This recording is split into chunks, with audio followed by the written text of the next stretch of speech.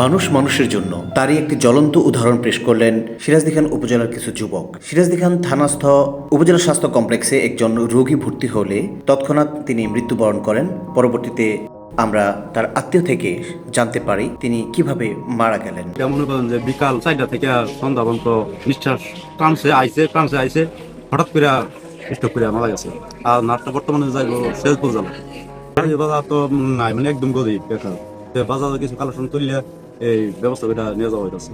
উপজেলা স্বাস্থ্য কমপ্লেক্সের মৃত্যুর খবর শুনে ইসাপুরা ইউপি চেয়ারম্যান জনাব সুমন মিয়া তৎক্ষণাৎ তিনি হসপিটাল চলে আসেন এবং মৃত্যু ব্যক্তির আত্মীয় স্বজনকে তিনি সান্ত্বনা প্রদান করেন। যুবকদের উত্তোলনকৃত টাকায় তিনি নিজেও অংশগ্রহণ করেন এবং সমস্ত টাকা মৃত ব্যক্তির আত্মীয়ের কাছে বুঝিয়ে দেওয়ার ব্যবস্থা করেন। পাশাপাশি তিনি কিন্তু একটি অ্যাম্বুলেন্সও রেডি করে দেন।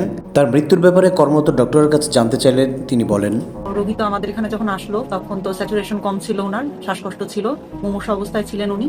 তো আমরা যে প্রাথমিক চিকিৎসা সেটা দিলাম, দেওয়ার পরে ওনাকে ঢাকায় রেফার করলাম আমরা। রোগী যাওয়ার প্রস্তুতি নিচ্ছিল, তো এই অবস্থায় তো রোগী এক্সপায়ার করলো। বিক্রমপুর নিউজ নেট 24, ক্যামেরায় রাকিব দেওয়ান, মুন্সিগঞ্জ।